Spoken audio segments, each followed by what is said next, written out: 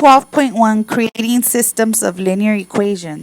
In this lesson, you are going to learn how to translate the word problems into actual equations that you can use to solve by either graphing, by substitution, or by elimination. 12.1 Creating Systems of Linear Equations. In this lesson, you will learn how to translate the English language into math symbols. Let's talk about changing words into math symbols. So, for adding, we have the word sum. That's like a fancy word for adding.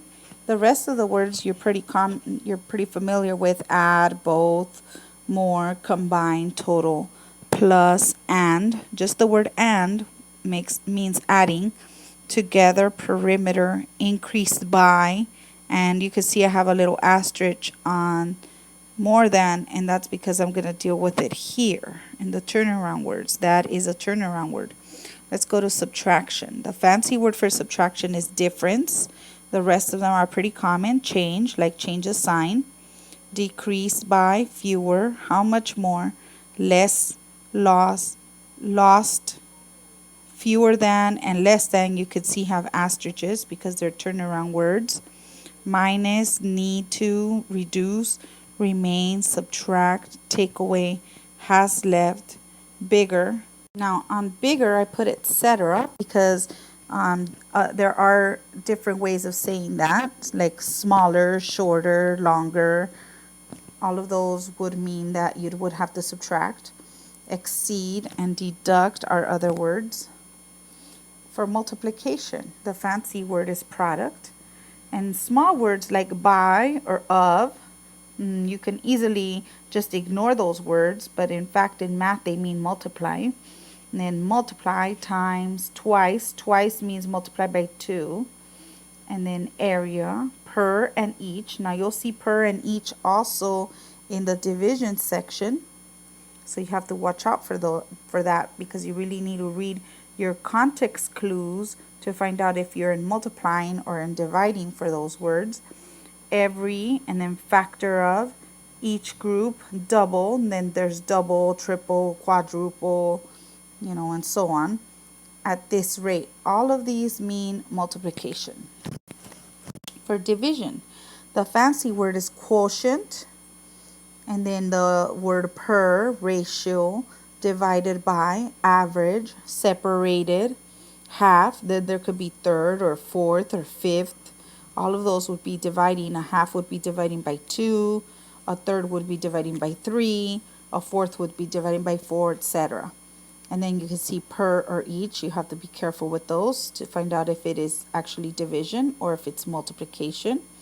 And then as much, cut up, sharing. Anytime you're sharing, you could be sharing among 2 people or among 3 people. That means you're going to divide by however many people you're sharing with.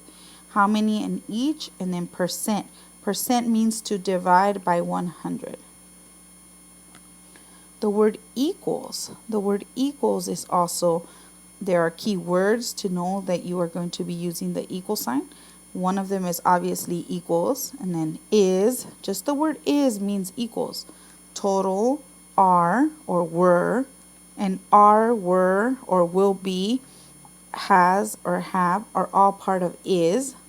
And then same, the same. Some people skip on that, on the same, because it just seems like such a common word. But in math, it actually means the equal sign.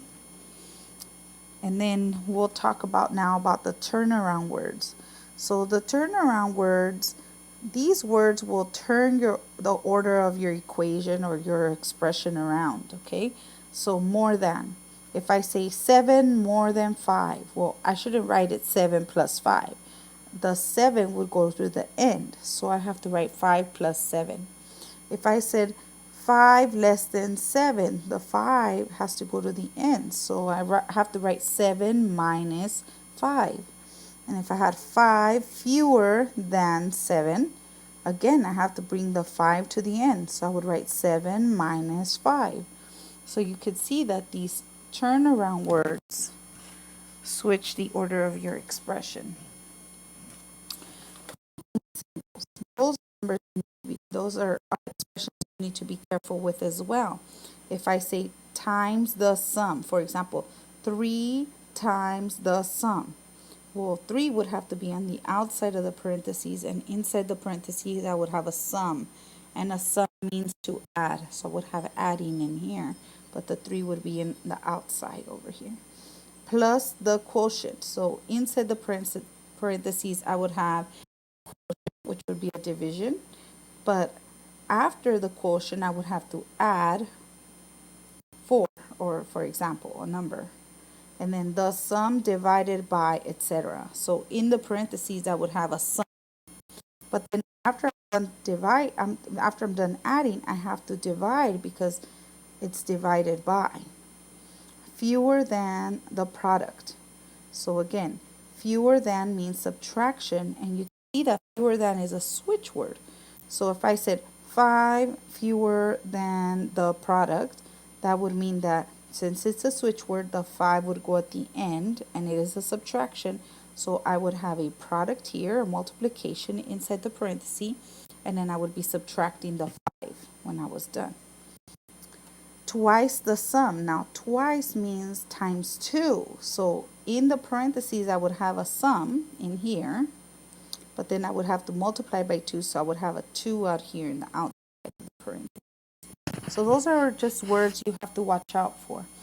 Okay, the last thing on the box here would be your inequalities. Your inequalities are not equal signs, and most likely you will see an is in front of each expression. So is less than, is smaller than, is fewer than, below, and all negative numbers are less than 0, right? All positive numbers are greater than 0, so that's why I have positive numbers here. And then again, there's is more than, because usually is means equals, right? But if you have is more than, it becomes an inequality, which is greater than, is larger than, above. All of those are the less than and greater than. Less than or equal to are a little bit different because you might see the word maximum. So I have a maximum of 4. That means that whatever's on this side has to be less than or equal to the number on the right. At most is not more than, is not greater than, is less than or equal to. And for the greater than or equal to, you can use the word minimum. So whenever you're minimuming your word minimum, you're using this inequality.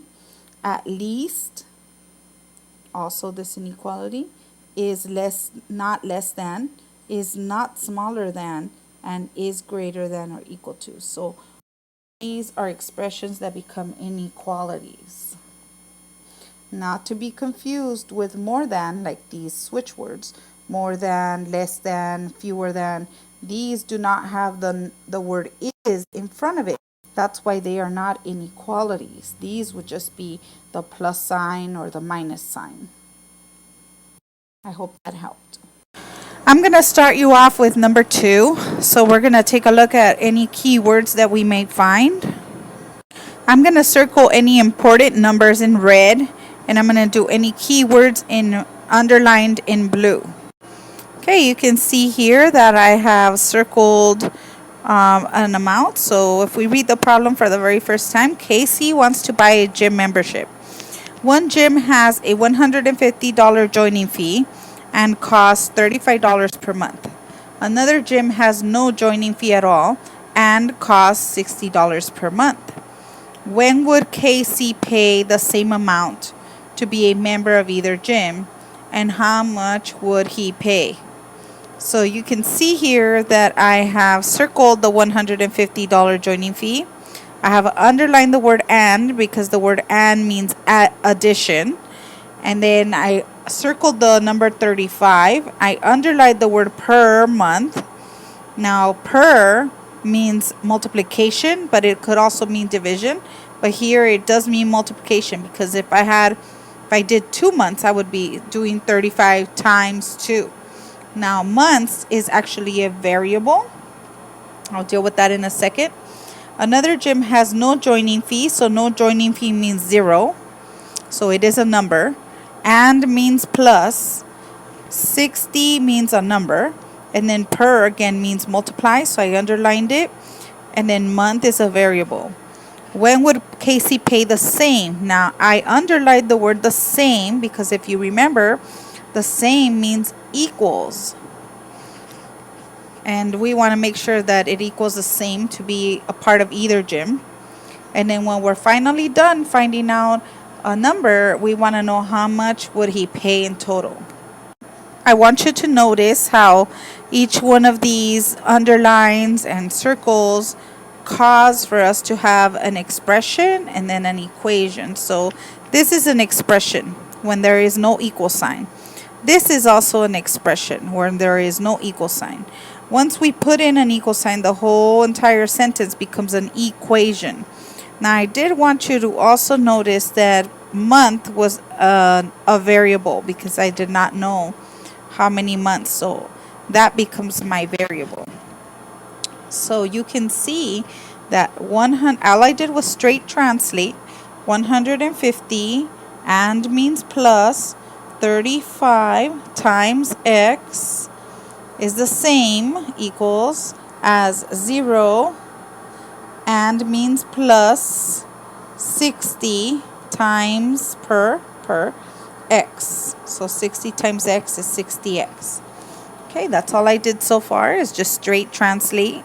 Now we need to solve. So we want to make sure all our letters are to the left and our numbers are to the right. You can see here that I have moved my 150. I did the opposite sign.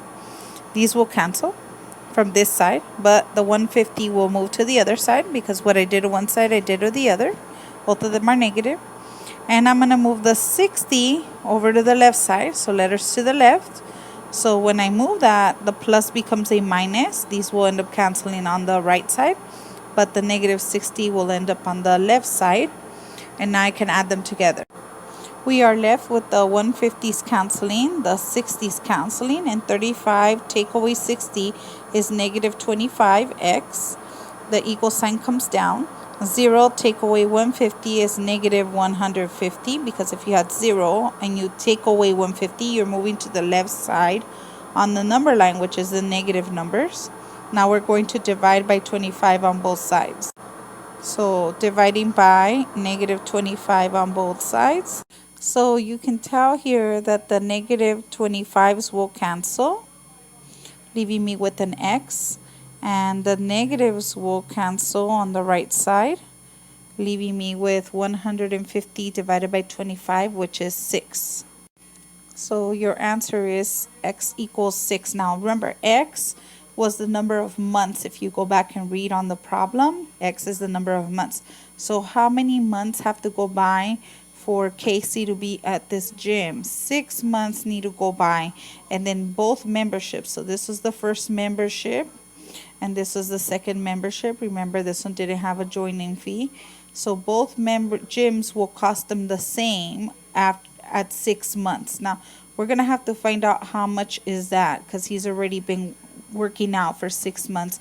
We need to know how much he's actually paid. So what we need to do with this 6 is, since these are equal, all we have to do is either plug it into our first expression, which is 150 plus 35x, or take the 6 and substitute it into the second expression, which is 0 plus 60x. Now I think 0 plus 60x is actually easier since it doesn't have this additional step of adding a number. So I'm going to substitute it just into the 60x, because 60x plus nothing is just 60x.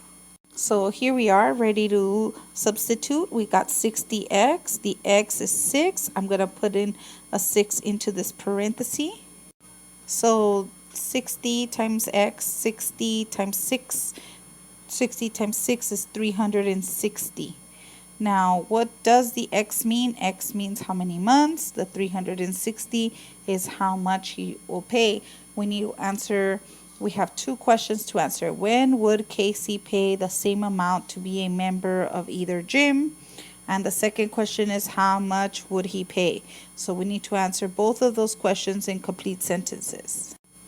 So the answers to this problem is for question number 1, Casey would pay the same amount to be a member of either gym at 6 months. So 6 months is when they would both equal each other. Question number 2 is Case, how much would he pay at that time? Casey would pay $360 when both memberships cost the same.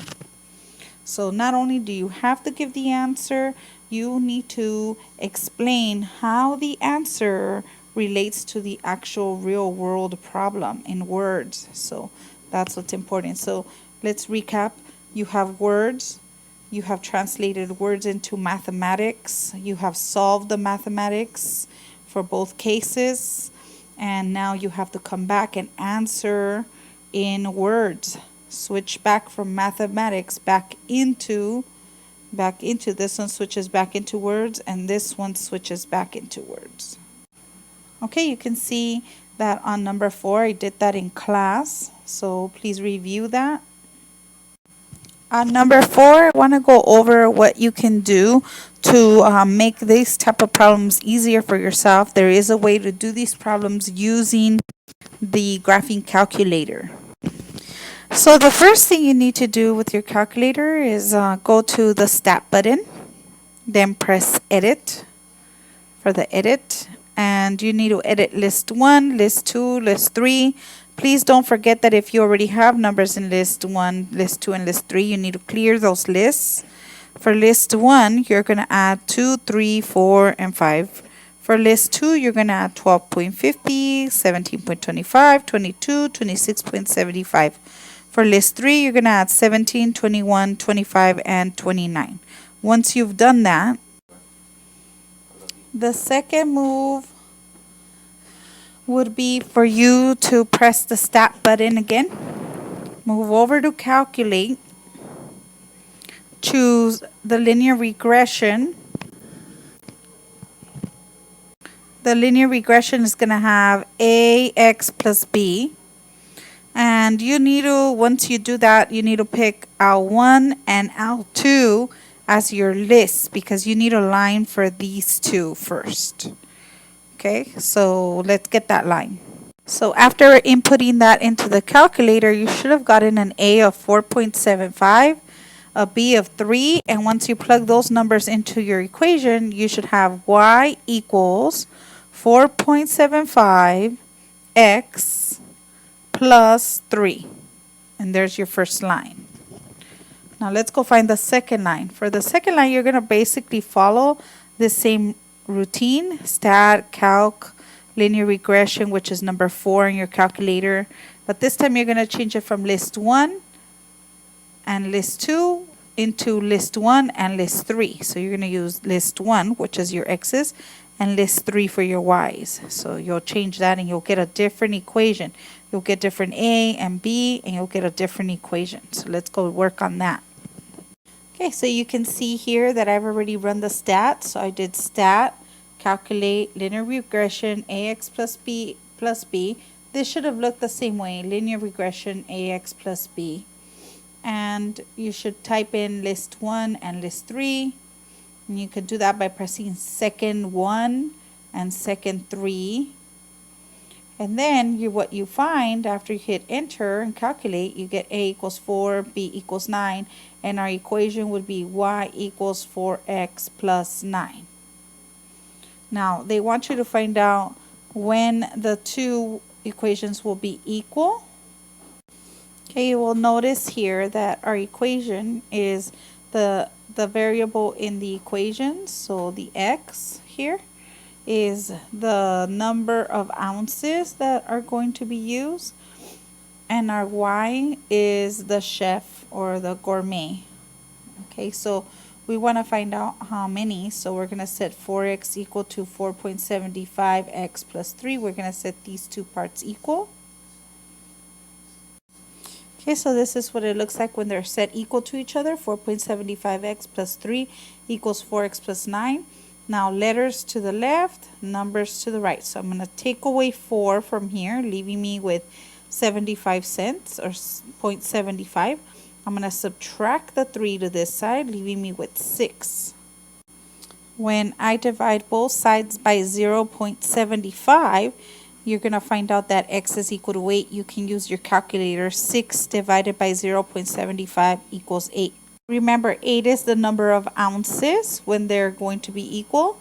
And now I still need to plug in the 8 into this equation here so that I can find out how much is the charge. How much will they charge for 8 ounces? So I'm going to go ahead and do that. Plug the 8 here. Okay, so here we go. We have 4 times 8 plus 9 equals 32 plus 9, and 32 plus 9 equals 41. Now, remember that you have to answer in a complete sentence, so I'm about to do that. So, both Chef Mate, which is one company, and Grocery Gourmet, which is the second company, charge $41 for 8 ounces of vanilla extract. Now, of course, if it's 2 ounces, Chef Mate is less, Gourmet is more. If it's 3 ounces, Chef Mate is less, and then Gourmet is more, and so on. But at 8 ounces exactly, they charge the same amount, which is $41. I hope this helps you understand the word problem. And I hope that it helps you use your calculator, which is a lot faster than the previous method I showed you on the previous slide. I know that when a problem looks different, then you think you should be doing it in a different way. But in reality, all of this section and every section you learn, whatever it is that they're teaching you, that's exactly what they want you to do throughout all of your homework. Now, I know this problem looks different because there's graphs involved, but let's see what they want. Use the graph to make a linear model of each function. Describe the meaning of the terms in the models. And then create a linear system and state what the solution represents. So in this case, the terms would be H and I guess A for apples picked, or we could use P for picked, but all these variables represent is just how many hours go by and how many apples are picked within that time. So they want us to create a linear system. Now that a system is 2 or more equations, so we have 2 lines. That way, that means that we're going to have 2 equations. And then state what the solution represents. Now the solution would be this one here. So this is our solution. Okay, and we'll talk about that towards the end. But let's create the linear systems. So the first thing we need to do is let's start with f of t. And we're going to find the slope of f of t. It's probably easiest to do this one by hand. And it is f of t because it's a function of time. The variable on the x-axis is time, so that's why it's f of t. The second one is g of t because f of t was already taken, so we're going to use a different letter, so g of t. If I had a third line, I'd probably call it h of t.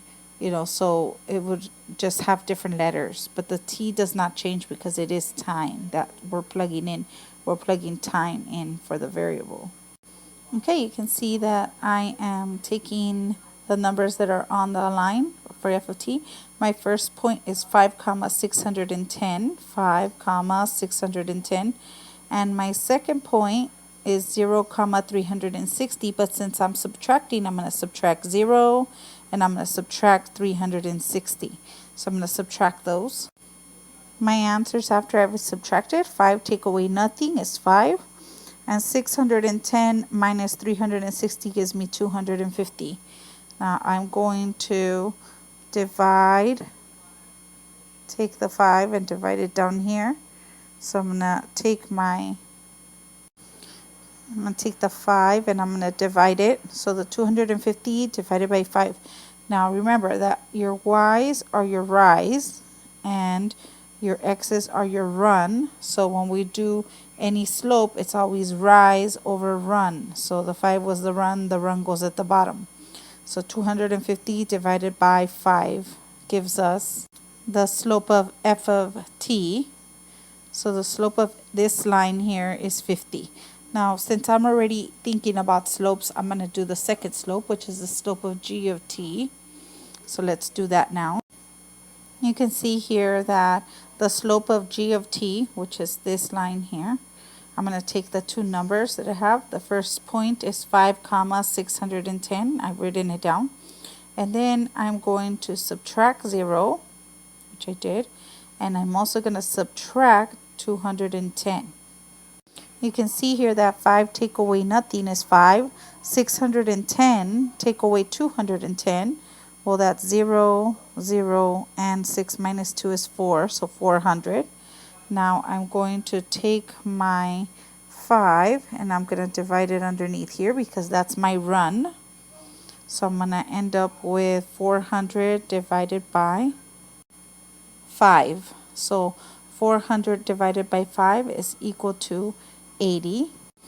So the slope of g of t is equal to 80. Now that I have both of my slopes, I'm going to look at both of my b's. So for f of t, you can see that a b, the letter b, in y equals mx plus b. So I'm going to write that. So you can see that you cannot form a line without slope-intercept form. That seems to be the common theme throughout all of this whole entire school year. Slope-intercept form is y equals mx plus b. Now we have our m, so for both of the lines, now we need our b's. Now remember, our b's are our y-intercept. Our y-intercept is the points where the graph, the line, crosses the y-axis. So for f of t, it's crossing at the number 360. That's what my y is there. So for f of t, it's crossing at 360. So I'm going to write that here for f of t. So you can see that I wrote it here. My slope is 50. My b is 360. I'll be putting it here as an equation in just a minute. Now for our g of t, you can see that the line g of t crosses my y-axis at the number 210 for y. So here is 210. So that I'm going to write here that b is equal to 210. There it is. Now that we know our m and our b for both equations, we can put it in and write the two equations. So now we have our system of equations. Now remember that you had to write it as f of t or g of t. So the f of t, the line, is 50, which is our slope. And instead of x, we're going to use t. Instead of y, we used f of t. Now, since t is the variable, it needs to be on the other side of the equation. T's, nothing but t's, no x's. Okay, so again, our slope is 50, then this becomes a t, and then plus whatever number we had for b, which is 360. For g of t is the same thing as y. And since the variable is t needs to be on the other side. Our slope is 80 for this line here. And the x becomes a t, and then whatever our b was, which is a positive 210. So now we have our system of equations. The last thing we need to do is explain or describe the meaning of the terms of the models. We did that. Then create the linear systems. We did that. And state what the solution represents. So that's the last thing we need to do, is state what the solution represents, which this is our solution, 5 comma 610. I'm going to do that next. Okay, so you can see that the solution represents that 610 apples were picked after 5 hours. And it's that simple. So if you look at it, the x value, which is this line, how many hours have gone by? 5. And the y value, which is the second line, how many apples were picked? Well, according to the point, y is 610. So 610 apples were picked after 5 hours of time.